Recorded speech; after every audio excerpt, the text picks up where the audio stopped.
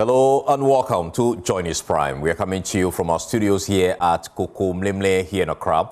We are live on DSTV channel 421, GoTV channel 125, and around the world on myjoyonline.com. I am Carlos Kaloni. And I am Faustina Safo. Tonight, DSTV apologizes following an earlier statement that appeared to directly contradict the communications minister on the permanence of the newly announced increased value offer. We have fresh details as confusion brews over the new DSTV value offer, with customers left confused.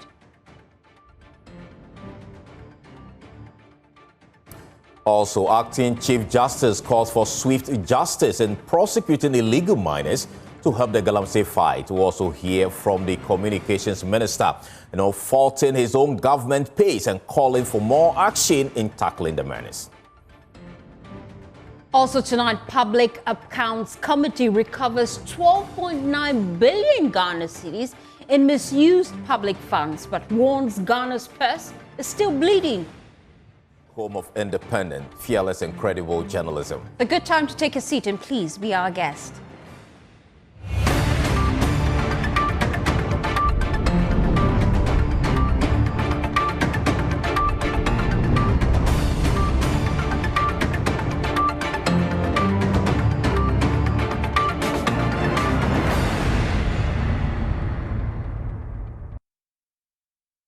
Well, in a bizarre series of events, DSTV, the leading pay TV provider in Africa, has found itself in a whirlwind of controversy over its new increased value offer. The Communications Minister, Sam George, had assured customers that the offer was permanent with no time limit during an appearance on PM Express last night here on this channel. However, when the offer took effect today, DSTV's initial statement claimed it was a promotion set to expire in December. The plot thickened as DSTV released multiple statements, only to retract one of them, leaving customers and public in confusion. In a surprising turn of events, the company now issued an apology acknowledging the inconsistency in its messaging. The situation raises concerns and questions about the company's communication strategy, with the reliability of its public statement in focus. As the dust settles, one thing is clear: DSTV has a lot of clarifying to do. First, let's listen to the Corporate Affairs Manager, Niama Dagadu, on the offer and when exactly it expires. It's a savings offer and an opportunity to see more, to get more. And like I explained, we know that our customers love, and Ghanaians love, football. For that reason, we're giving you the opportunity to be able to see all the football. And currently, the biggest football available anywhere in the world is the Champions League and the Premiership. Giving you all of that, plus La Liga, Serie A, all for, if you pay the compact price, we'll give you Compact Plus. And Compact sits in the middle of all of this. So what we're offering customers is more the value, more value for less. It is an upgrade offer. An upgrade offer that is valid between now and the end of December. And then at December, we'll review it again, like the minister said. Well, Minister Sam George then confirmed on PM Express last night that the new offer is permanent. Put a timeline to it. Multi-choice, by virtue of their license, always need to inform the regulator of any price increase before they announce it. And they must get that approval from the regulator. And so it is permanent until it's permanent. Until there's the need for a price review. Absolutely. So it is permanent. Yes, we did not put what we announced yesterday was the formation of a stakeholder committee, a multi-stakeholder committee. And again, because I said I was reading my speech, I would go straight to my speech so that it is not as though I'm just speaking off the top of my head, and mention the members of that committee. The Ministry of Communication, Digital Technology and Innovations, the National Communications Authority, the Cybersecurity Authority, the Ghana Domain Name Registry, the National Information Technology Agency, the Customs Division of the Ghana Revenue Authority, Ghana Police Service, MultiChoice Africa, and MultiChoice Ghana. So it's a multi-stakeholder committee that's looking and dealing with cross-border piracy and all the issues. Well, my colleague Caleb Ziblum joins me in the studio with details of all that drama. Caleb, let's start with the minister's big announcement yesterday. Some of the key details he fleshed out for us. What exactly was his defense as to this subscription as against what you would get? Okay, so the minister was defending that once you subscribe for a package, you'll be upgraded automatically to the next package. And then he went to elaborate that even if you are an existing customer, you can downgrade yourself and then you still get access to a higher package. So if you're on premium, you can come down to Compass Plus and get access to premium again. So there's some cost savings there. So that was the whole approach. And today, we've been waiting for DSTV to officially communicate that decision to us. And today, this morning, around 11 to 12 p.m., 11 a.m. to 12 p.m., DSTV released their FAQs, or frequently asked questions, on their website. And you could see here circled, we've got you promotion. That's what they named this offer, as a promotion.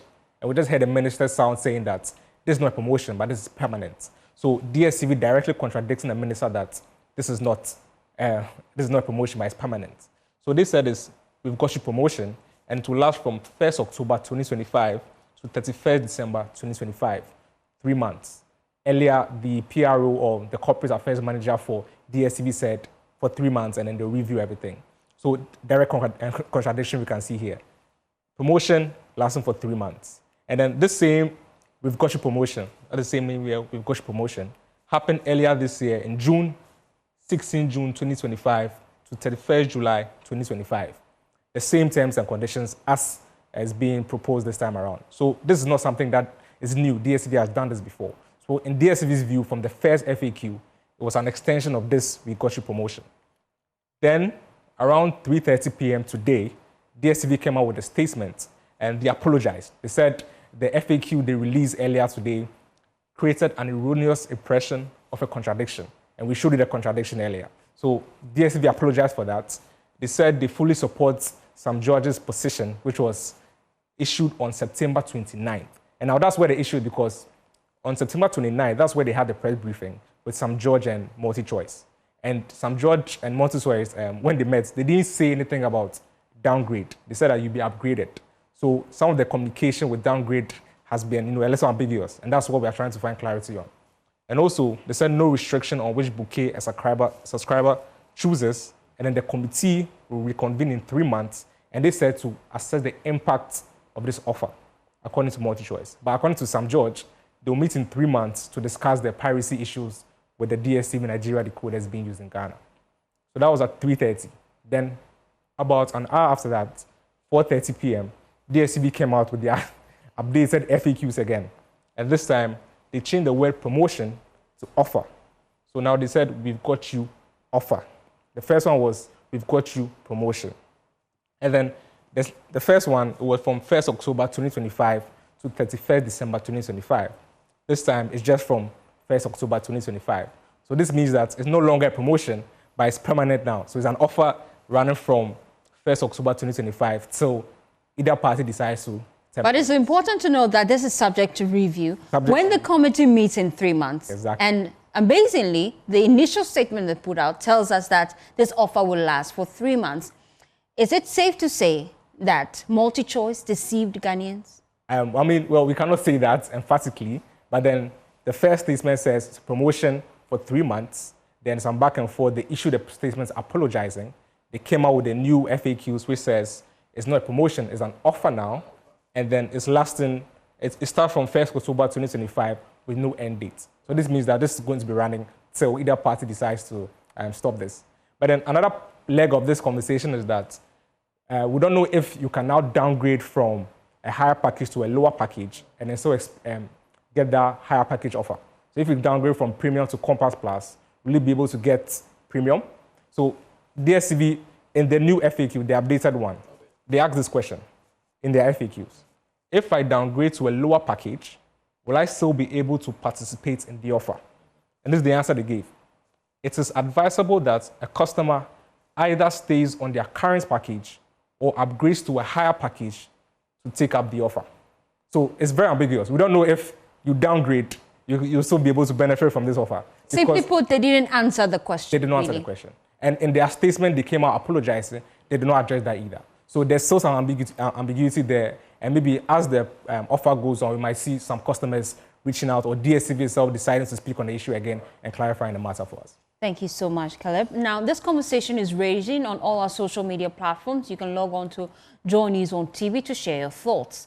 But that's not all. We know that the minister himself seems to be caught in a contradiction. Back in July 4, 2025, at the Meet the Press, he was emphatic that the goal was a straight reduction in prices.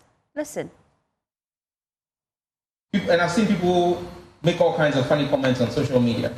They broadcast in this country on a license issued by the NCA. That license has terms and conditions.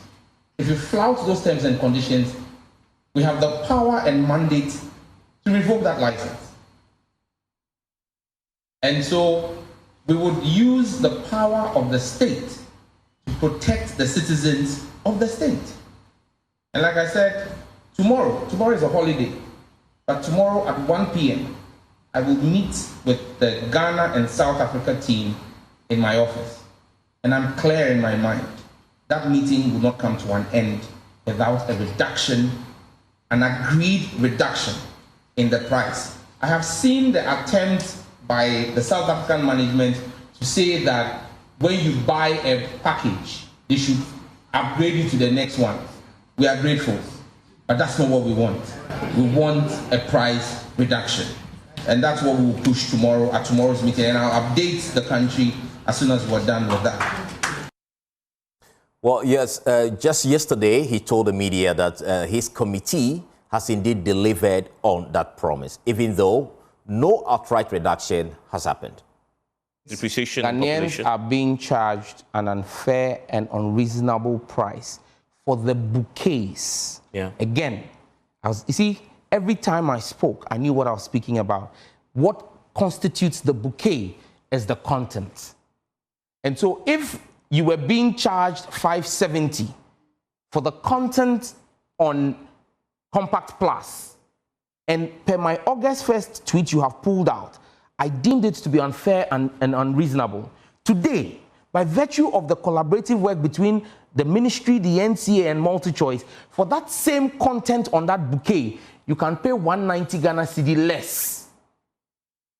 We have achieved what we set out to do. Meanwhile, Parliament Select Committee on Information and Technology says it is stepping in to resolve the DSTV subscription issue. Committee Chair Bandima Bednego insists the matter requires urgent parliamentary oversight. I'm surprised to hear that DSTV has issued a statement just today disagreeing with what the minister had told us. It is time for the committee to step in now to invite the two bodies to hear from them and then put a position clearly. Because I thought that with the establishment of the committee that came out with the recommendations that the minister briefed us on was enough to rest the issue, but it appears that the issue is not dying off, and I think that the committee will now have to step in.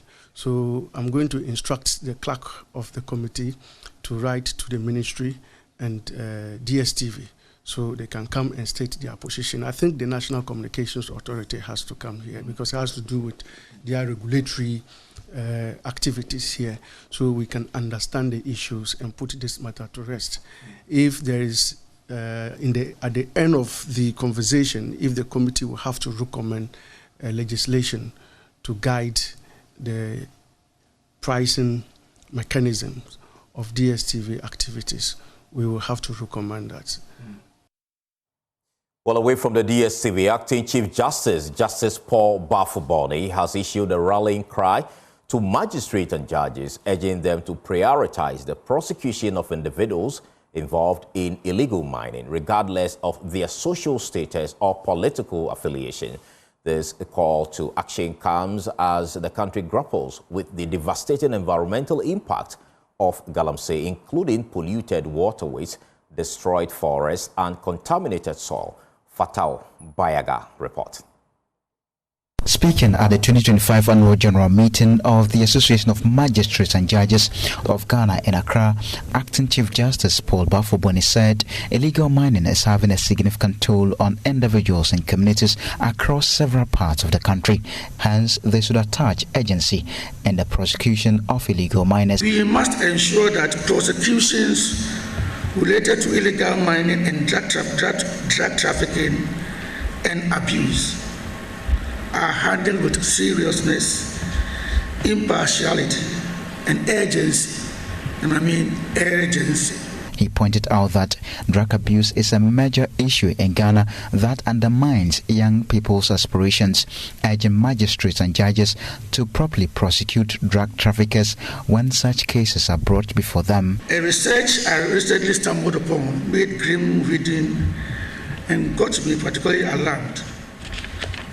The results of the research concluded that there is a relatively high substance use among adolescents with a prevalence of 12.3%. It further revealed that 56.9% of the adolescents in Ghana abuse alcohol, while 26.4% abuse cigarettes. In his address to the gathering, Attorney General and Minister of Justice Dominic Ayine expressed concern that many courts, particularly in underprivileged areas, lack the modern equipment necessary to expedite the delivery of justice.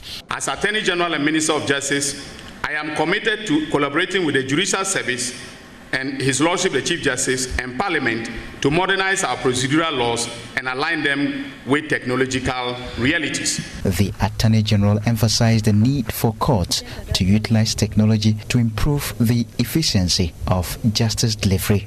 Prolonged adjournments, missing dockets, and mounting case backlogs continue to erode public confidence in the justice system. Technology offers us the tools to meet these challenges. E-filing systems can be used to eliminate the phenomenon of lost dockets. Virtual hearings can be deployed to widen access to justice, especially for litigants outside major cities. For Joy News, Fatau Bayaga, Accra. Well, away from that, the Ahmadiyya Muslim Mission is pointing fingers at two major political parties, accusing them of fueling the Galamsey menace. The group says both the NDC and the NPP preach solutions in opposition but abandon them in power, driven by selfishness and material gain. He was speaking at the 44th annual conference of the Majlis Kadumul Ahmadiyya Inwa. Rafiq Salam reports. Addressing their participants, Naib Amir II of the Ahmadiyya Muslim Mission in Ghana, Alhaji Suleiman Ahmed Anderson, is not happy about the destruction of the country's environment as a result of illegal mining. He blamed it on the two major political parties in the country who are unable to fight the menace due to lack of cooperation and selfish interest. People and parties of opposing views are unable to work together to solve problems facing their people.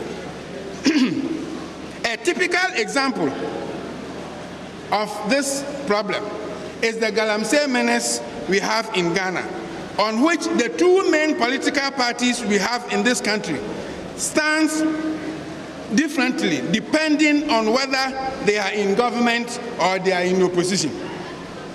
In opposition, they have beautiful ideas, very beautiful ideas to say whilst in opposition, but give them the mandate and they lose all those beautiful ideas. The selfish interest, the child of which is called materialism, is what is making our country lose the fight against Galamsey. Because once again, the two main political parties, the NDC and the MPP, will be trading accusations in public, and yet, quietly hand over Galamsey site to themselves when political fortunes change. Meanwhile, Joy News will soon premiere a feature series titled Dear Mahama, Stop Galamsey, on the illegal mining impact. Here is a teaser.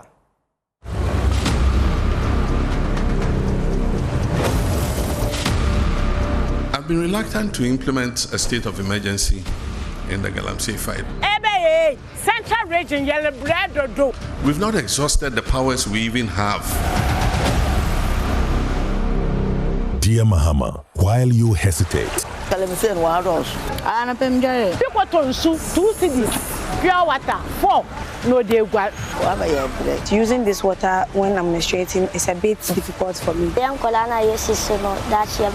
It's going to be an outbreak of cholera. And it has even started. water treatment plants collapsing under heavy silt. We must ban it. So we all drink. When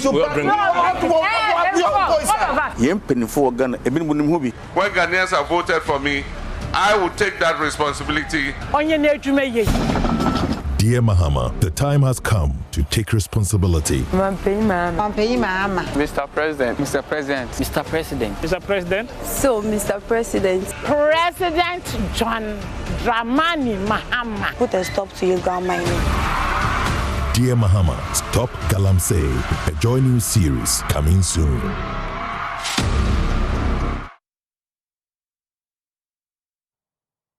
Let's head now to Parliament, where Parliament's Public Accounts Committee says it has recovered 12.9 billion Ghana cedis in misused public funds, but warns this is only a fraction of the rot. Chairperson Abnose Asare blames reckless spending, weak oversight, and cover-ups across state institutions, cautioning that without tougher sanctions and accountability, Ghana's finances will keep bleeding. Kenneth Jesse was at that committee sitting and filed this report. The Public Accounts Committee fears Ghana's public purse is still bleeding, trapped in a vicious cycle of impunity where corporates escape accountability. Chairperson of the committee, Abnose Asare, stressed that only a united front of Parliament, the media and civil society can drag the looters into the light and stop the carnage. We have a report which we would look at per the work of the Public Accounts Committee and the support of the Auditor General.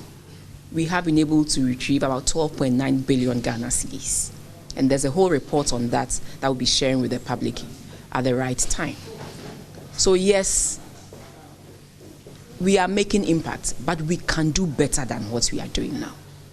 And that is why we want to ask for support from the media as well, because we are all partners in this.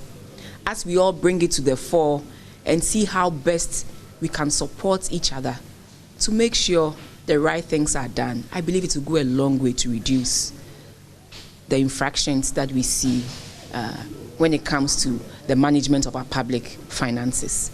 The committee also ruled that a deputy HR officer at the Ministry of Environment, Science and Technology must refund and end salaries totaling 31,000 Ghana cedis. The amount was validated and paid to an employee who had been absent from duty since March 2024. Like the chairman said, chairperson, it was March of 2024. He didn't show up. He was validated. The supervisor wrote a query 5th April 2024. And then you paid him for April. Then you paid him for May and June and July.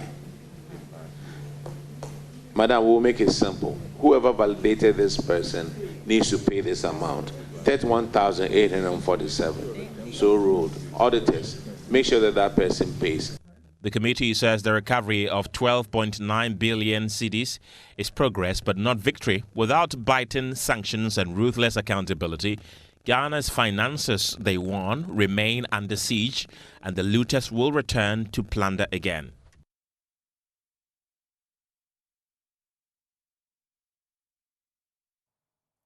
Well, the Gender Ministry is cracking down on sexual abuse in schools, vowing swift action against perpetrators. In the OT region, a teacher at Okaja Krom Secondary Technical School is allegedly seen having sex with a student, while in Kumasi KNUST SHS assistant headmaster was caught on video fondling a 13-year-old girl. Now, Sector Minister Dr. Agnes Momolate says the ministry is working with police and domestic violence and victim support units to protect victims and ensure justice is served. There's more in the following report. A disturbing new video has surfaced showing a teacher allegedly having sex with a student in his office at Okachakrom Secondary Technical School in the Oti region. The video sparked public outrage. Minister for Gender, Children and Social Protection, Dr. Agnes Momolate, promises investigations into the matter. I just want to pat the general public, the media and everybody on the back. Keep doing it. The fact that it's being reported is even an improvement. It shows that we are making progress as a people. What do you intend to do about this story? One is following the same thing. Once the social workers bring their reports, it is forwarded to DOFSU or the CID. Then they take it up from there. The Okachakrom incident follows the incident in KNUST Senior High School, where the assistant headmaster was seen fondling a 13-year-old girl. The Ghana Education Service has since dismissed him. The gender minister today revealed that it is working with the police service to effect his arrest. Usually we don't effect arrest and all that.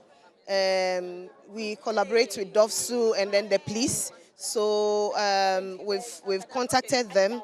The GES itself is going to exhaust its procedures, and then the police will also take it up from there. Ours is to bring it to their attention and follow to ensure that justice is served. The minister urged the public to remain vigilant, noting that social workers are on the ground to protect victims from stigmatization. Authorities stress that perpetrators must face the full weight of the law and that every case of abuse will be treated with urgency. You're still watching Joy News. We'll be back after this quick turn. Please stay tuned in.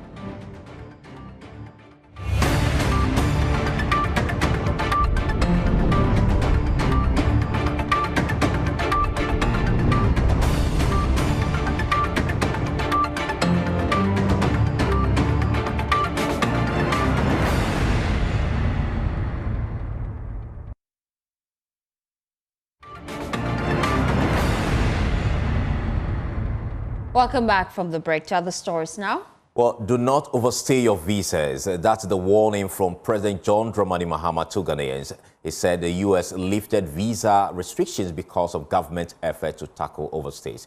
Speaking to newly commissioned ambassadors and high commissioners at the Jubilee House, he stressed Ghana will protect its sovereignty and will not be a dumping ground for deportees. Presidential Affairs Correspondent Maxwell Agbagba has more. 11 new envoys were commissioned as part of the second batch of high commissioners and ambassadors.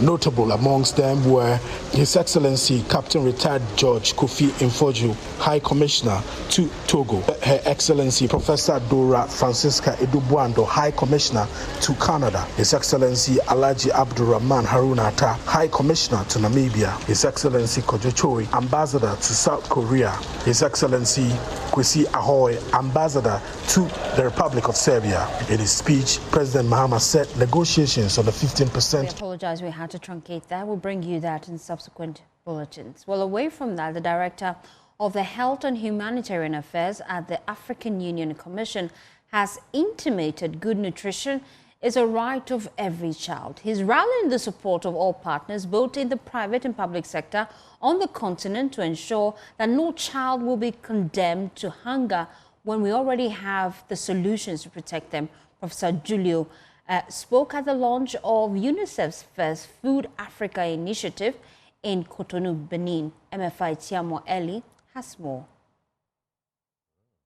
The first Foods Africa intervention is seen as a game-changing step towards ensuring that every child has access to safe, nutritious, and affordable food. The Director of Health and Humanitarian Affairs at the African Union Commission, Professor Julio Rakuto Nirina, says nutrition is a fundamental right. La bonne nutrition est un droit. La faim est évitable. La malnutrition constitue un défi que nous pouvons et devons relever. Initiatives like this aimed at addressing the same challenge in the past have not yielded the expected results. A major concern for families has to do with the cost component. I raised this concern with the UNICEF Regional Director for West and Central Africa, Mr. Giles Fagninu. How are we assuring the affordability of these locally produced nutritious supplements for children? Your question is extremely important. In the past, we have seen some initiative not so successful just because the cost was something that is a barrier for normal household even to have access to what their children need. So what we are trying to do now is to make sure that the elements that help us to have the food we need for our children comes from the community. Okay. So we review what we have at community level. We know what children need based on their age, and we try to match the needs with the local production. The program will focus on 3 key areas: incentivizing local production, strengthening policies that guarantee access for all children, and driving large-scale social and behavior change campaigns. The AU Commission believes it is an invaluable investment to the continent. Car en investissant dans les premiers aliments des enfants, nous investissons dans la première et plus grande richesse de l'Afrique, son peuple. The Commission affirmed it is working with UNICEF and other regional partners to amplify this initiative. My name is Amafa Ewenam Atiamwa Eli for Joy News, Cotonou. For 6 years after a Joy News report exposed the crumbling classrooms of Droboja, the community is finally seeing change. The Japanese embassy has handed over a modern classroom block replacing unsafe structures where rain once brought learning to a halt. Anas Sabit report. The year 2019, I visited this very community. What I found was a generation of children risking their lives for an education. The only school block built by the community itself was a death trap on the verge of collapse. My name is Inigo Gift. I completed in 2011, and some of the challenges we faced was lack of infrastructure as at that time, and furniture as well, so we used to sit under the cashew trees around. That story, aired on Joy News, became a cry for help that traveled far beyond this district. It caught the attention of a partner nation ready to listen and act. The Japanese embassy in Ghana stepped in, answering the community's plea. Let me say thank you, Joy News. Well, it is through Joy News that the whole world saw us what we are going through, and it is through Joy News that's why we are here today. And now, 6 years later, that beacon is shining brightly. This state-of-the-art 6-unit classroom block is ready for handover, transforming the landscape of education in Droboja. The handing over of this new school block this morning is to reiterate the significance of our friendship and ever-growing bilateral collaboration. Headmaster of the school, Abubakar Siddiq, says this is more than just a building. This, according to him, is a tool to curb school dropouts and to fight teenage pregnancies. One of the challenges was school dropout and teenage pregnancy. When the students get to JSS, with their structure was not motivating them. So what happens is that so you see that they will drop. As soon as they drop, they will get pregnant. Yes. So with this one, it's going to be an increased enrollment. But the building itself will serve as what? Enrollment drive. District Chief Executive Adam Kobna Johnson says the project will significantly lessen the infrastructure burden of the district in general. We are seeing today one number 6 classroom block. It has come to lessen the infrastructure burden that we have in the district. Reporting for Joy News, Anas Sabit, Droboja. Northern Zone champions, the Bukba Technical Institute, are aiming to win the 2025 National Energy Commission Senior High School Renewable Energy Challenge. Their winning project, a fully functional solar-powered incubator with multiple applications, has secured their place in the grand finale.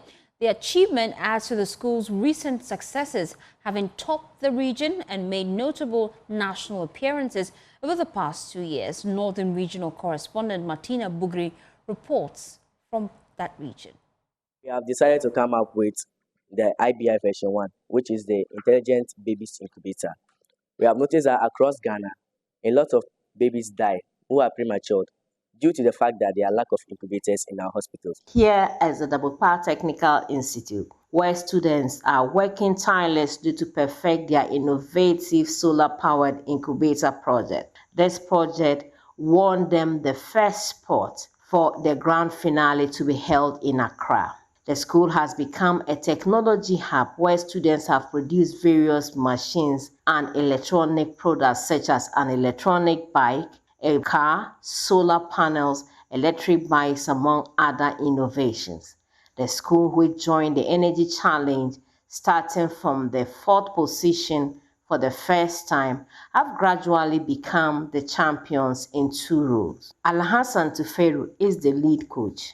This is a system that uses sunlight as a source of energy for cooking. So this also won as 3rd position regional. We couldn't qualify the regional by then too. So from there we moved to the automatic egg incubator, which we saw that our farmers were having challenges to hatch their eggs. So we decided to come up with this project, and this was the one that won a 2nd position. That was in the 4th edition. The Energy Commission Senior High School Renewable Challenge aims to promote innovation in clean and sustainable energy solutions. Zachariah Joshua Wumbe walks us through the production of the solar incubator. The whole thing took about 3 months for it to be completed. So the system is designed to mimic that of the mother's womb. So the first thing we actually did was design the heating compartment of it, because that is the sole area of the project. Because without the heating compartment and everything, the whole project is useless, as the project cannot provide the suitable environment. So after it, we went on to design our acrylic or our glass unit, which serves as a transparent unit and also serves as a sterile environment for the baby. So when you also look at it, furthermore, we went on to design the smart bin. So the smart bin is what the health professional find is very necessary in most incubators. But due to the nature of our foreign manufacturers, they don't have that in mind.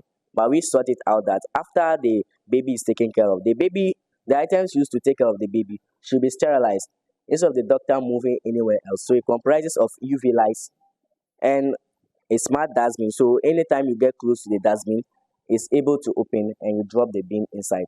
The challenge has increased the interest of the students in science and technology.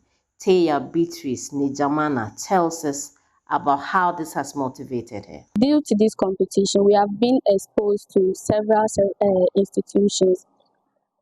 I, for instance, I was exposed to traveling to Japan to participate in Sakura Science Exchange Program, where I met international students, interacted with them, and they also sent us to most of their industries. The principal of the school, Mariam Masanifu, said they have some partnership to produce in mass some tricycles and appeal to other institutions to partner them produce the incubators in mass too.